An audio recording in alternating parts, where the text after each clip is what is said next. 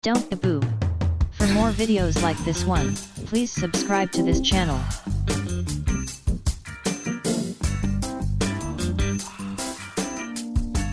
It does mean that we're starting to see progress in getting the program back.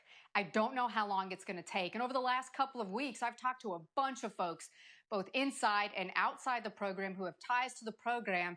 And a lot of them were just saying, look, we know this is going to take a while, but we have to let people know that Mike Norvell deserves that type of patience. We can't just go 2 years and make a change again, the way that we did with the previous coaching staff. Everyone has to give him the time that's needed, because I think they all recognize there has to be time given in this situation. And I think Saturday just kind of proves that. Yeah, they can get to a point where they can win games like this, but they're a long way away from being able to do that on a consistent basis. Andrea, the flip side of that game is that North Carolina loses. They get to the top 5, lose the game. And again, try to crystal ball where North Carolina is. You get their arch rival, NC State, this weekend, who cracks the top 25, even though Devin Leary won't go.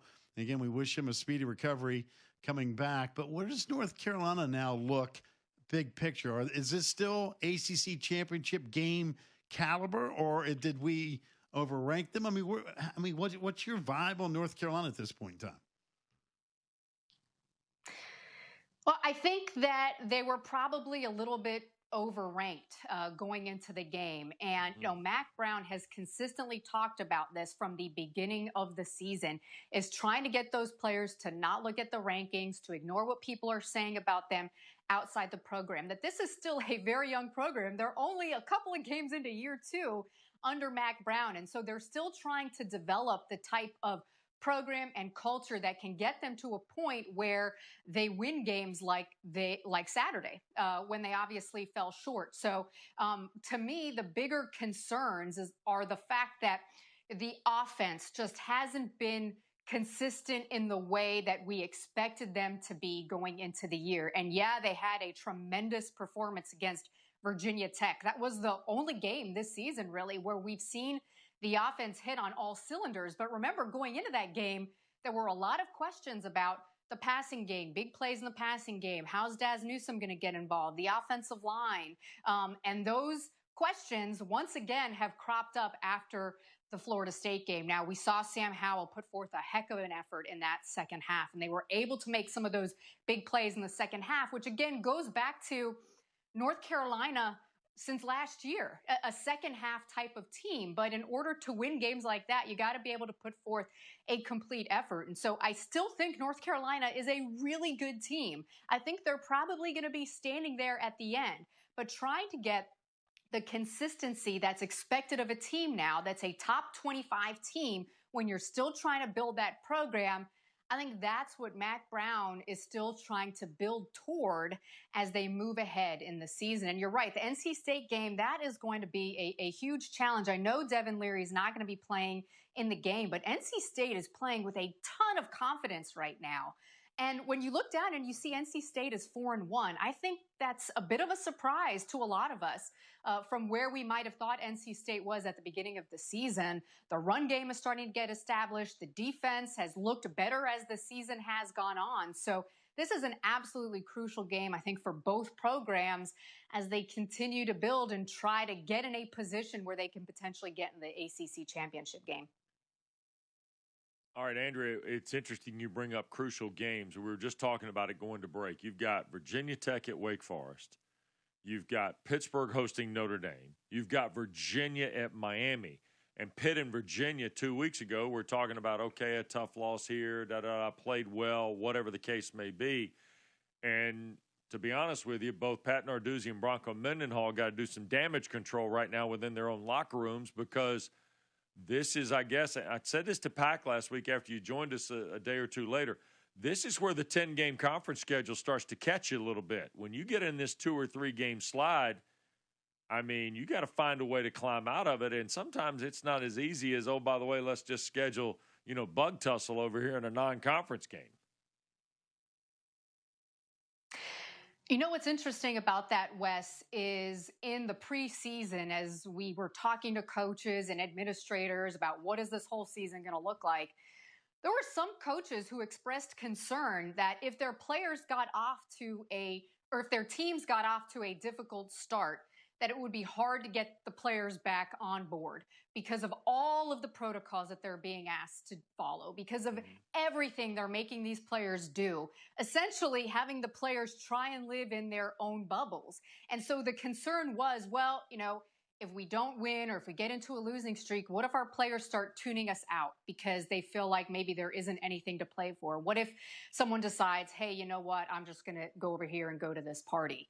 And I do think that is a real concern for some of the coaches now, as we are basically almost at the halfway point of the season and trying to keep sending that message to their players that we have to continue to stay focused and do everything that we can to be able to finish out the season strong. And if you look at Pitt and Virginia in particular, they have been close. I mean, if you're Pitt and you look at the way that you've lost a couple games, you played Miami really tight without your starting quarterback, I'm Pat Narduzzi, and I see Notre Dame is on the schedule. This is the type of game that Pitt wins, right? We start counting Pitt out. They're not sure what to expect out of them. Big game against a ranked opponent. Not sure really who Notre Dame is at this point, quite frankly, guys. This is a game that if I'm Pat Narduzzi, I'm telling our fellas, we're going to win this game, and here's why. And you start listing out the reasons, because this Pitt team, they're not a bad team. They're a good team. They just haven't made a couple of plays at the end of games to be able to win. They're right there. That defense is still strong, particularly up front. The job they did with De'Aaron King, they had a couple busts that cost them, but they were able to get him off of his game. He was not effective running the ball. So you look for some of those positive signs for Pitt as you head into Notre Dame. The same thing for Virginia.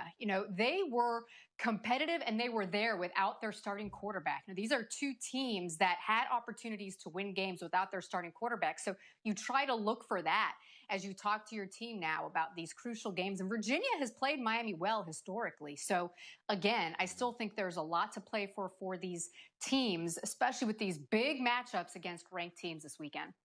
Andrea, are you concerned about Notre Dame's vertical passing game, which basically has been completely non-existent? I mean, non-existent.